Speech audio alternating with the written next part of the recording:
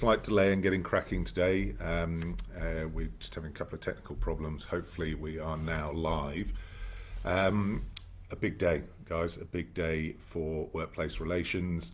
A big day with a decision coming out overnight in respect of regular and systematic casuals. That's a term that you've heard a fair bit of recently. And I'm going to talk about how that is relevant to you. I'm not sure that there's been a full appreciation in the business world yet of how big a deal this is, and I'll come on to talk to you about that. I am, though, in the meantime, going to keep up my structure, dedicated to structure for you, hopefully reminding us all that communication with structure is the right type of communication at this time. And that is because what we're trying to do is do clear, consistent and concise communication. I'm trying to do that to you as a stakeholder. I'm trying to do that also for our staff here. So just my way of a bit of a reminder to let's stick to some structure in our communications, keeping them clear, consistent and concise. In that regard, the structure for today is going to look pretty much like it does most days. We're going to start with a pivot. Got a great pivot story that I want to share with you. Quite an emotional one, actually, pretty amazing one that I want to go through. I then want to talk to you about that casual case that's come out overnight, Risotto, and have a discussion with you about what it means. And also an idea that I have around the tactics that you can deploy to try and protect your business against what that means. So we'll spend quite a bit of time on that today. Then I'm going to talk briefly about Workplace Ready. There's some hot off the press information about what that means to your business, particularly if you're in a building with lifts. Then finally, I just want to talk a little bit about some murmurs that we're seeing in the media about ongoing changes in workplace relations, big changes that may or may not occur, but I just want to give you my read on what's going on there. Then, of course, we'll go on to our questions and answers as usual with Stig. So in accordance with the structure, I'm going to start with this pivot. So bear with me, I'm going to read it out because it's such a good story and it's so well written as well. So we have had Debbie from Caversham Wildlife get in touch with us. Caversham Wildlife is a wildlife park in Caversham in the east of Perth in WA. And they've got an incredible park there. It's the largest collection of indigenous animals, as I understand it, in WA. And they have been forced to close during the COVID-19 crisis. But of course, your animals don't just go home and not need feeding and maintenance and so forth, as you'll hear about in a moment. But we got a shout out from Debbie who said this. It says, "This is our pivot story." Well, to be frank, it's not so much of a pivot. It's more of a little swivel, really. She says, "We have proudly operated our park without government assistance for 32 years. Like every tourism attraction, planning to close our doors for the first time ever for several months during COVID-19 is both devastating and terrifying, with plenty of ongoing expenses but no money coming in. We have 2,000 mouths to feed, the largest private collection in WA. Quality animal care is both costly and time-consuming. Many of our animals are accustomed to fine dining, including good quality fresh fruit and veg, hay, grain and other dry food, a variety of meat, insects and fish, Joey milk, dietary supplements, enrichment items, and the happy little penguins who eat around 3 kilograms of locally sourced top quality fish every single day.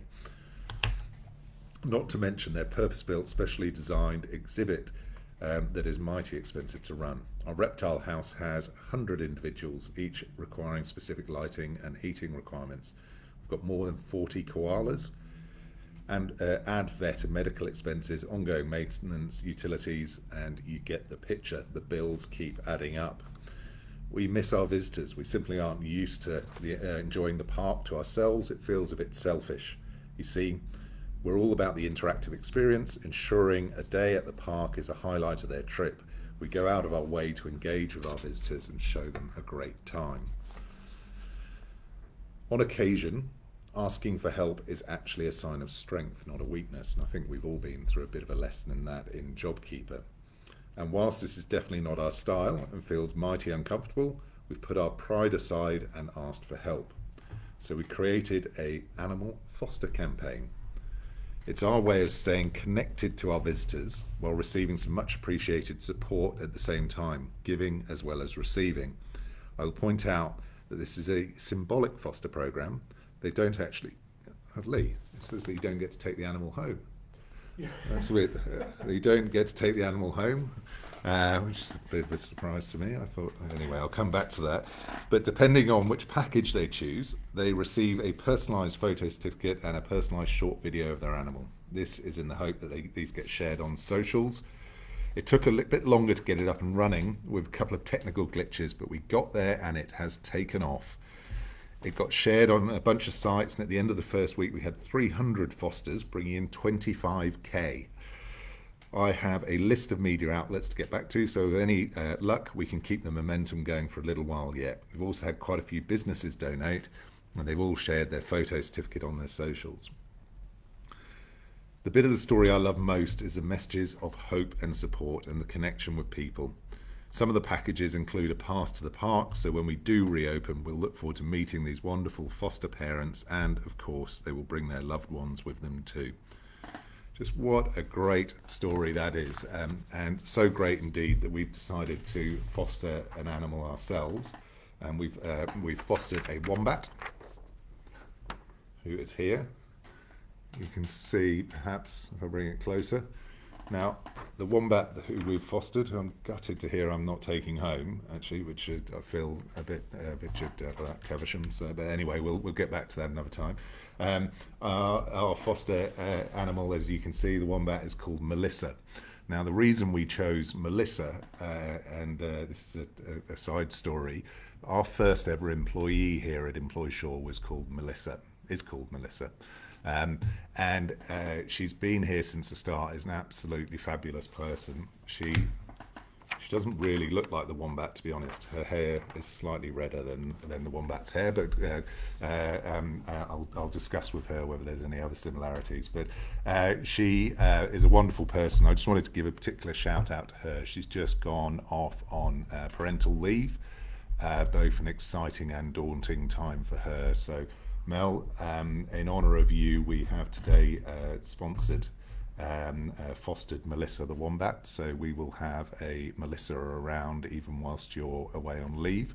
But thank you very much, Mel, as ever, for all your help, and wishing you luck on your leave. So there's a pivot story which was a lovely one. Thank you very much for sharing that, Debbie. I'll be over seeing you at Caversham Wildlife Park as soon as I can. On to the casual case. Now, I said that I don't think businesses quite yet realise how significant this is. What has happened, and it's actually a reflection of a decision that occurred a while back that you may or may not have heard about, which there was a decision a while ago that what is known, as we know now, as a regular and systematic casual could be entitled to annual leave, personal leave, and other forms of paid entitlement that employers are typically understood to have been accounted for in the enhanced wages that they were getting through their award or enterprise agreement or something like that. So what happened in the old decision and what has been confirmed in this decision is that the way the courts see it is that if someone is working regularly and systematically for you, then in fact, even though they're getting inflated wages for the time that they work, that doesn't deal with the fact that they should also be given access to entitlements like annual leave. The reason this is a huge thing that I think has been underappreciated and under-recognised so far is this. The under-recognised bit is that the two claims have both related to people working on mine sites and doing particular rosters and schedules on those mine sites. And there's a sense, I suppose, that if it's happening there, that feels like big business. Maybe it's not anything to do with me. Maybe it's to do with mining, not with my business. The reality is the impacts of it are far more broad-reaching than that. This applies, in principle, to every single regular and systematic casual who is working for you.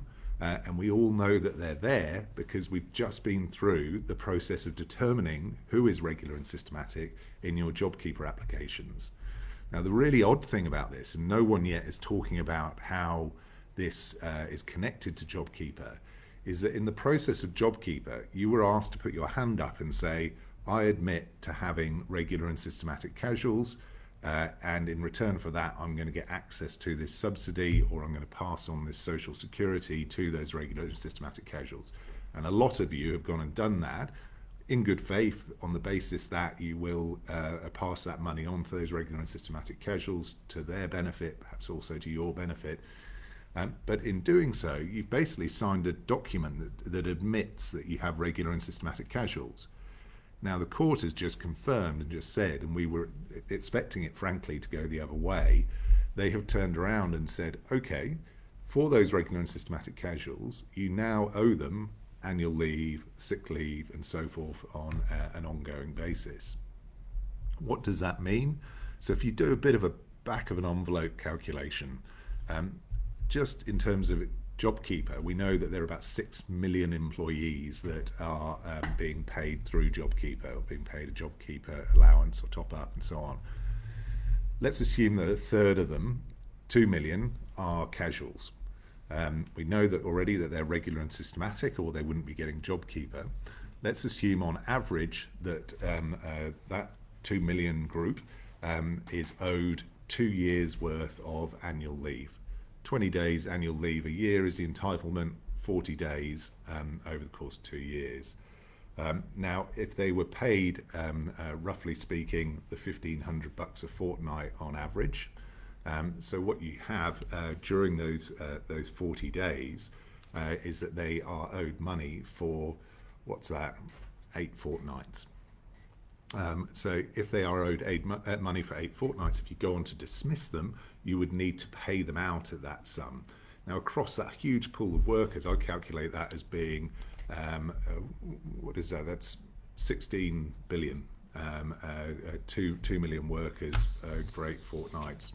A bit less than that, 12 billion, but huge sums of money across the employment population that is really going to impact all small businesses, all businesses across Australia.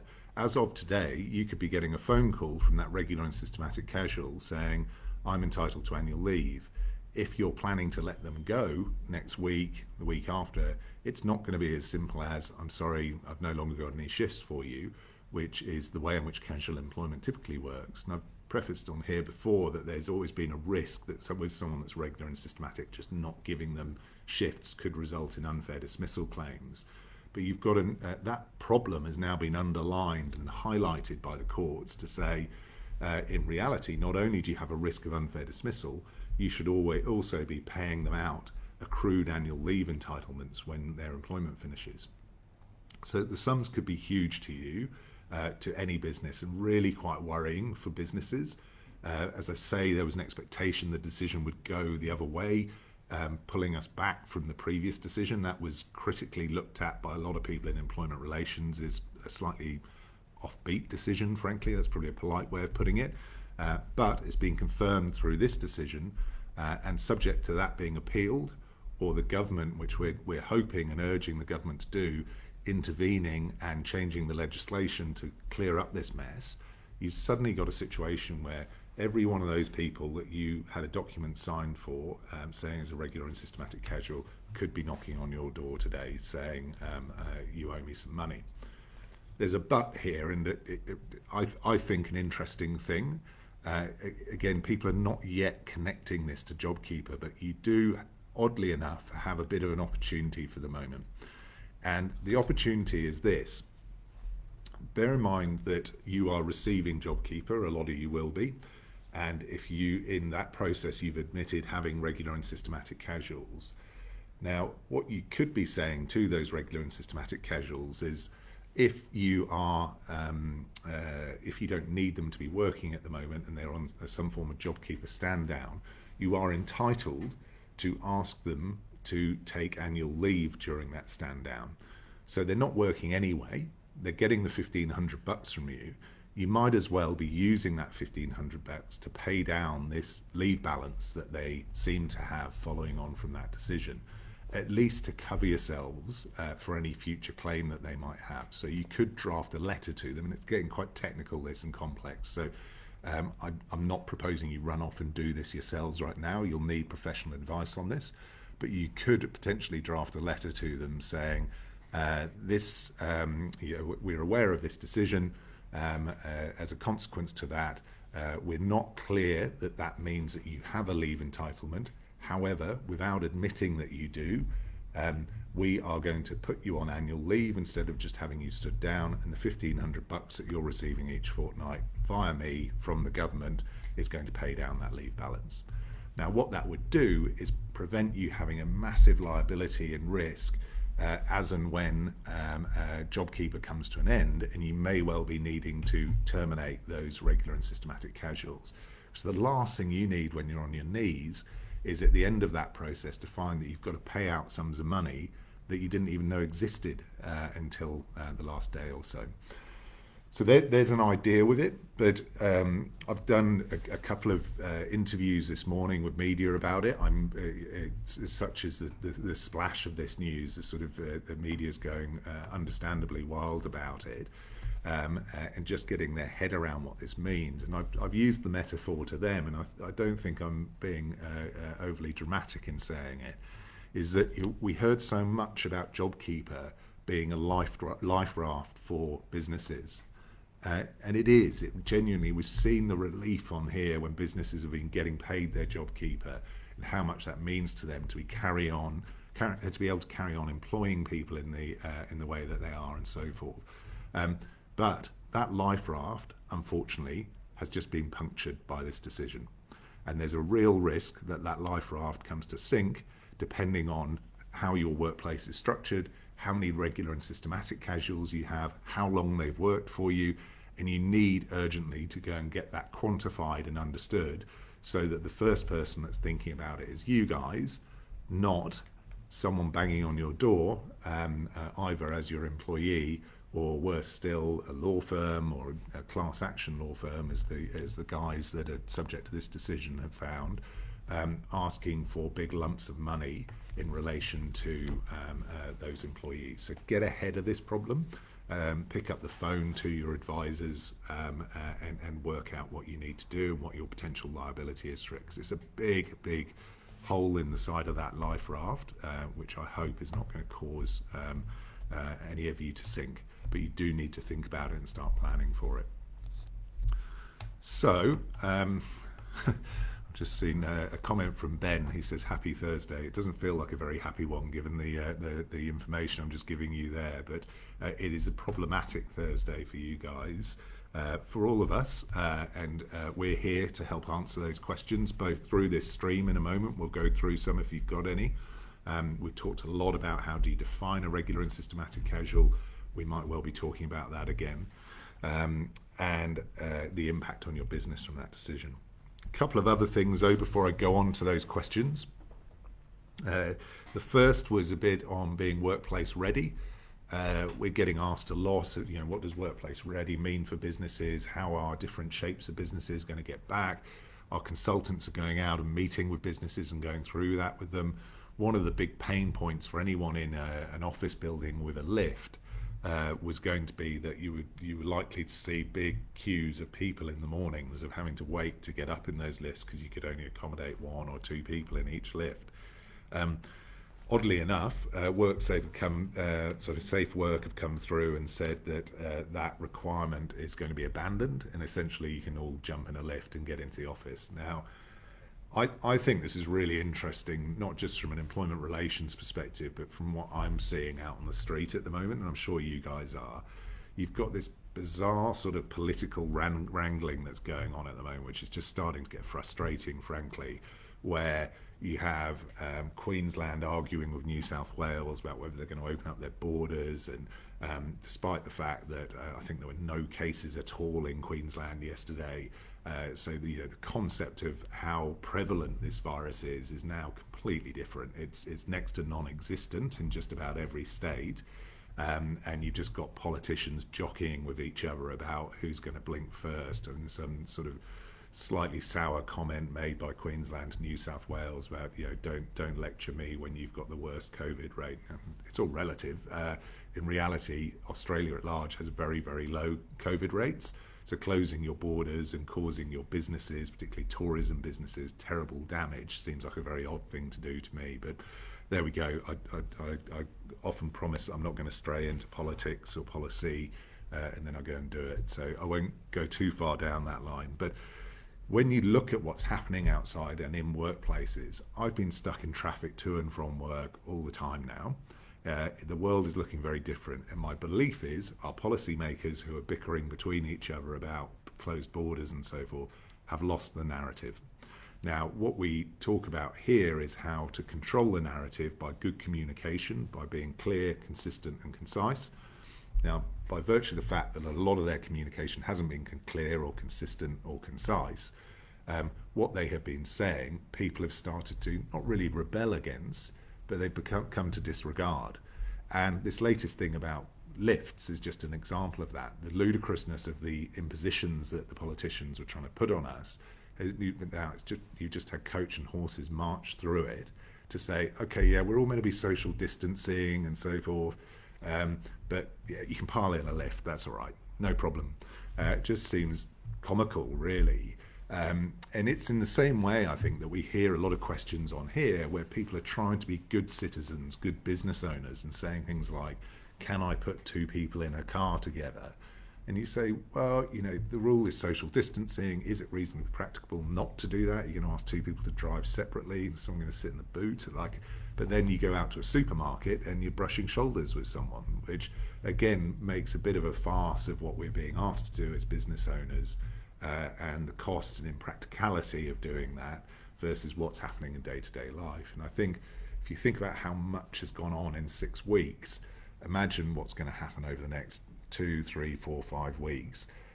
If outside today it's super busy, it's only going to get busier. And the concept of borders being closed and this, that and the other, unless the politicians grab hold of the narrative again and get in front of it, you've got to lead a narrative. You can't follow it, which is what they're doing at the moment. They're going to find they're having a debate that's frankly sort of hypothetical and irrelevant to what's actually happening out in the public. So there's a bit about being workplace ready. A bit of soapboxing, sorry about that, ranting. Too many coffees again today.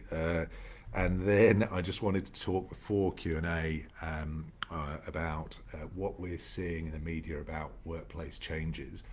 Now, this is a bit of a soapbox one as well, because you might be reading it as well. I just wanted to sort of give you some comfort around it. I'm reading quite a bit about how Christian Porter is getting involved in debates with unions about enterprise bargaining and whether there's going to be any wholesale changes to workplace relations going forward. It's frankly one of the most boring debates that there is out there. And the reason it's so boring is that so few businesses have enterprise agreements. A tiny, tiny fraction of businesses use enterprise agreements. The reality is there's about 2 million businesses in Australia, about 1 million of you guys employ people. It would be a tiny fraction of those, and mainly big businesses that deal in enterprise agreements, who have the resources and sophistication to spend their time debating enterprise agreements with union counterparts.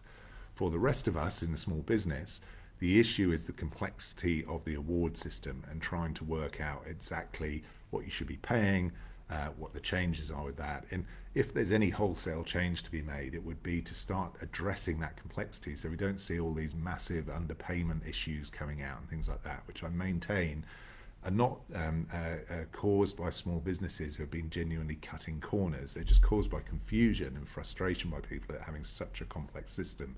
So if there's an opportunity to make change, we should be talking about real change, not about changing the enterprise bargaining system, which is frankly boring and not much interest to anyone anyway.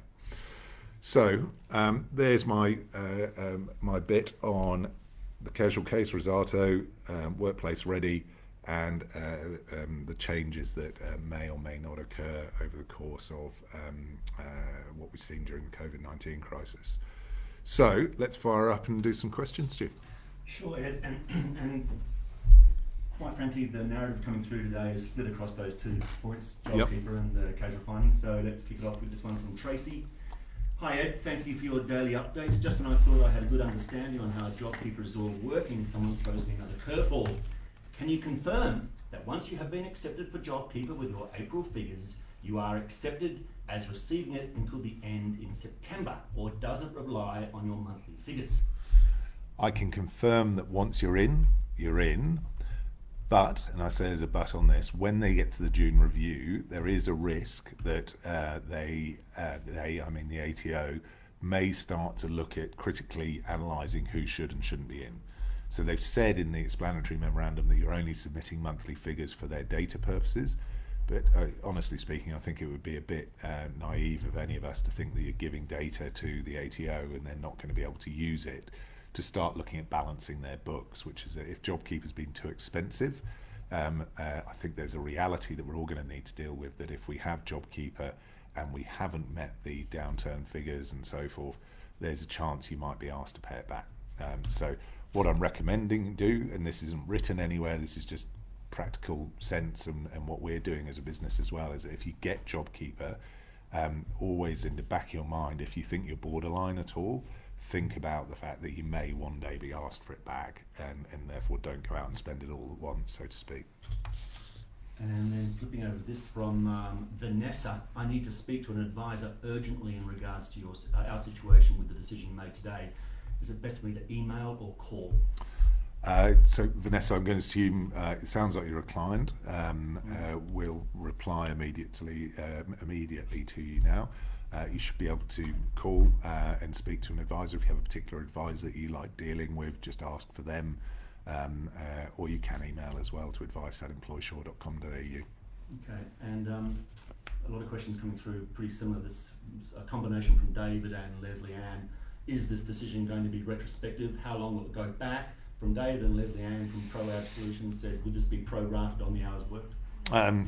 Two really good questions. So yes, it's retrospective in the sense that it will go back at least 6 years, I'd say, in that the limitation period for these claims is normally 6 years. So there's a big chunk of, imagine, so you've got someone that's worked for you for 6 years or more and turns up and says, you should have been paying me 20 days leave for the last 6 years. That means I'm owed 120 days over the course of going forward. I can't fly to Hawaii at the moment, and you're considering dismissing me. So if that happens, you need to pay me 120 days leave. That's well over half a year of income for someone. Extraordinary. And yes, it will be prorated based upon their days worked. So that's the way annual leave works. So you get 20 days of annual leave, and those days are calculated by how much you work on a day. Interesting one from Gail. We have a regular and systematic casual who has been offered a permanent position in line with Queensland's employment rules. Mm-hmm. He declined this offer, preferring to stay on the casual agreement as this suits him better than a permanent position. If this is the case, do the new rules apply to him, or will we have to pay him entitlements anyway? So the way the court case says about this is basically says you just can't contract out of the national employment standards. So regardless of that transition between casual to permanent employee that's permitted in some cases, the law is saying that if the person is regular and systematic, just because they've got casual written across their forehead, it doesn't mean they are for the benefit for the issue of their annual leave and sick leave and so forth. So that doesn't solve the fact, just because the employee rejected the full-time position, it doesn't solve the fact that they would, under this decision, potentially, and I say potentially because we'd need to look at the case, because it may be that they're not actually regular and systematic, and we need to enliven that debate again. One of the things that maybe, and I'm looking to the team here, maybe we should be asking for is saying that what we need for our 27,000 small business clients is confirmation that we haven't had people scoring own goals by getting people to admit that they have regular and systematic casuals for the purposes of JobKeeper, and that there should be some sort of armistice almost to say, just because I said someone was regular and systematic for JobKeeper, I had a government breathing down my neck telling me this was the right thing to do by my staff, doesn't mean they actually are for legal purposes in terms of annual leave and so forth. Yeah, great response. Julie, a client of 8 years. Our contracts for casuals specify several times throughout that the loading covers for annual leave and for sick leave, and then under the headings concerning leave, it says you don't accrue leave because you're receiving a loading in lieu. Does this decision now mean that what has been written and agreed to so specifically no longer count? And thank you so much for many years of strategic spot-on help. Thanks, Julie. It's Julie, wasn't it? It was. Thank you. 8 years. You've been around almost as long as Mel. So thank you very much for your business, Julie. Yes, the short answer is in principle, and I say in principle, we'd like to, as a client, we'll have a look at that for the specific people, because the question number one, are they regular and systematic? That remains a grey question, as we've all seen through the JobKeeper process. There's not a black and white about that. But, and this is my worry, is that the fact that you have applied for JobKeeper for people creates a black and white. So I don't know, first of all, Julie, if you applied for JobKeeper and so on. But just because you have that in the contract, and the contract quite properly has that, to try and, I suppose, preempt these kind of problems that we didn't know were going to be occurring. But the decision basically says, and this is the way employment law works, is you can write what you want in an employment contract, but it can't contradict the underlying legislation. So if you imagine in your relationship with an employee, imagine it like a pyramid. At the bottom of the pyramid is the law and modern awards and things like that, that these are things you have to do by your employees. On the layer above that is probably your contracts and policies that you may well have in your workplace. Julie, you will, as a client of ours, that will have worked with you on that. Those are kind of an interpretation of the way the laws work, but also they might have extra benefits in there that if you've decided as an employer to put some icing on the cake. The cherry on top of that, really, and there's probably a cake rather than a pyramid now, think about it, the cherry on top of that is, I suppose, culture, things that you do beyond both your policies and the baseline laws. But what this decision says is you can't, in those two top layers, in the icing and the cherry on top, you can't contradict what the bottom says. That's an absolute. And Ed, this is apropos of what we've just touched on, this time from Fiona. I have long-term, regular and systematic casuals. 6 months ago, I gave the option of changing to part-time status. Each of them chose to remain casual and signed a document stating this. Does this mean that we are protected from any potential risk of those casuals claiming leave entitlements? I'd say with certainty that you're not protected against the risk of them claiming, and this is going to be another problem for employers, that you've got this, you're going to have to work out whether to get ahead of this problem and go to your regular and systematic casuals and say, look, we've seen this is how we read it, this is why it doesn't apply to you. You probably need advice to be able to do that, or whether you wait for them to knock on your door, either themselves or through lawyers and so forth. But the fact that they have signed a document saying, I didn't want to be part-time, you could use that to argue that they're consequently not regular and systematic. You were trying to interpret the relationship in a way, but back to my cake analogy, that unfortunately, regardless of what that document says, if a spade is a spade, you can't call it a pitchfork, is what the courts would say. A quick one from Naomi. Can they ask for past sick leave that they have taken off, I'm presuming for reasons of sickness? Good question. Not entirely clear from the decision, but yes, probably is the answer, or otherwise they're going to have an accrued entitlement, which you don't cash out sick leave at the end of your employment, but it does mean that they could go on extensive sick leave now for whatever they've accrued. And again, you've touched on this already, but this time from Tina. We have some long-term casuals that were offered to go full-time years ago, but opted to stay as a casual due to the higher hourly rate / loading. So we still have to pay them leave. Yeah, mad. Absolutely barking mad, to be honest. This idea that you've already paid, and this is the double dipping phenomenon. So you may have read about this in the media, that people are saying that you can't, the casual employees, and I stress that this is regular and systematic casuals, not all casuals, so be very careful with how you're interpreting this. True casuals, so to speak, don't get covered by this. But you've already been paying this enhanced rate in accordance with your legal obligations.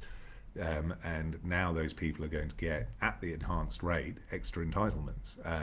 So yes, it is mad. What the other side of the debate would say, and I'm obviously quite opinionated about this, and I come at it from a certain angle, both as an employer and someone that looks after employers. But on the other side of the debate, I saw in the media today that they say the unions are saying that they see it as double dipping, that employers have been getting people to work like full-time or permanent employees and not paying, and that's their version of double dipping. Kylie urging a bit of caution here. Should we not wait until a High Court judgment before any payments? I certainly think that there is caution. I'm not proposing here running out and paying people. What I'm proposing is a cautious approach, and also a very timely approach, given the potential to do what I'm suggesting through JobKeeper, that you can and should wait for clarity. This debate's not over. We're urging the government to intervene into it more than just standing by in the courtroom, which is what they've done so far, and start looking at legislation changes. So the last thing you want to do is rush out and make the payments today and then find out that reverse. You'll never see that money again. But look at it in the way that the company that was subject to these claims, it's a company called Workpack, and I know the guys there actually, and just bloody good blokes and businessmen that set up this amazing business in doing labour hire, and they'll be reeling from this decision today. So think about those guys. But the reality is what they have got is a number of law firms who are queuing up saying you owe these people the money, and those law firms are now going to say give us the money now. So you may find that, again, going back to controlling the narrative, that if you're just sitting waiting, that you may find that your employees get frustrated and vent that frustration by going to lawyers and so forth. So there's going to be a jostling and a balance that we're going to have to deal with. But, and this is why I'm saying you've got a unique opportunity at the moment to consider almost a defensive measure on this, which is to document that you are going to put people on annual leave, which you don't admit they have an entitlement to, but given that you're paying them $1,500 JobKeeper, you're going to pay down their whatever balance it is using that without admission, so that if in the future it comes back to bite you and there is a High Court decision or some other change that means that you do owe that money, you can say, well, for 6 months, every fortnight I was paying out the $1,500 to them, and that reduced their annual leave entitlement. This one from Michael. Can an annual leave plan be changed to sick leave whilst waiting for their COVID test result? So technically speaking, the when someone is, there was two questions. One, are they sick and not fit to work?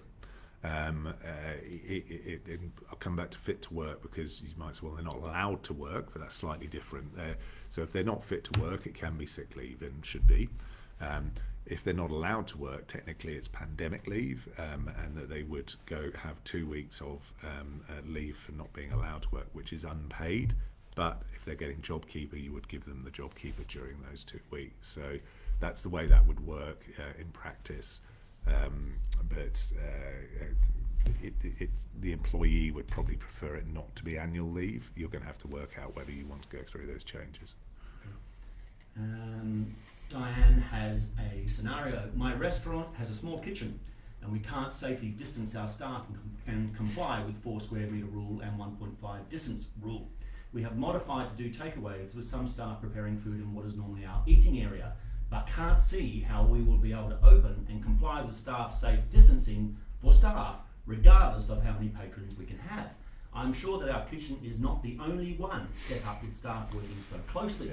How is staff safety going to be monitored? It's a great point. I think that this is the sort of the coach and horses point I made earlier. I suspect that you're frustrated that you read that in your workplace, doing what you do, you've got these requirements in your kitchen, but in my workplace I can now have 15 people in a tiny lift coming up to my workplace, and that seems comically unfair. Not comically in the sense that you'll be finding it funny, I'm sure you're very frustrated about it.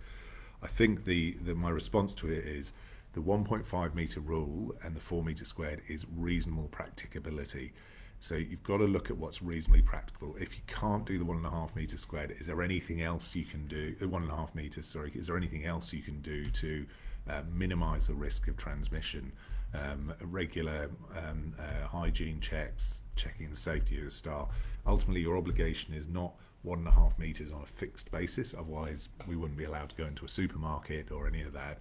It is to be reasonably practicable and to provide a safe workplace. In the context of that. So you need probably some advice about what reasonable practicability means for you in the context of a smaller kitchen. And you're absolutely right, that must be the situation everywhere, though. The restaurant businesses have their profitability defined by the size of their kitchen, which in turn, I'm teaching you to suck eggs here, I'm sure, in turn determines how many covers they can do and so forth. So their kitchen space is always a premium. And Ed, in line with our mantra of 45 minutes or as close to as possible, and to get you to another media commitment, can we wrap up with one more question? You can't. Well, that sounds fancy, doesn't it? Having another media commitment. I've never been able to sort of say that. But there we go. Yeah. I think this one from Robin, with a lot of followers, touches on what you've mentioned at the start of the stream today. Robin says, "Does the casual loading mean nothing?" Yeah, basically. I could scream about it, to be honest. Just the idea that employers have been asked, they wouldn't have paid that sum of money had they known that they were in addition going to have to pay benefits, and the courts have said bad luck. And my hope is, the likelihood is that's going to be appealed. What the outcome of that appeal was, the whole point of this case, that it was meant to challenge what had happened in the earlier case, and they've just got a consistent decision to that. So it's going to be, it will be hard to appeal it. It's certainly got a hill to climb to get up that hill, where there are now two decisions that say the same thing. But let's watch this space. But when I say watch this space, don't stick your head in the sand. We're going to have to work out quickly for you all, particularly our clients, what you're going to do about controlling the narrative, so don't lose control of that. Find yourself getting legal letters and things like that. Good. Thank you, everyone. Thanks for your time. Sorry we're slightly late on, and lots of questions about this. It's not the last we'll talk about it, I'm sure. Be great to hear if anyone's willing to share about any particular challenges. I'm happy to obviously anonymise any information that you're getting through, particularly with this casual, regular and systematic casual issue. So see you on Friday. Thank you.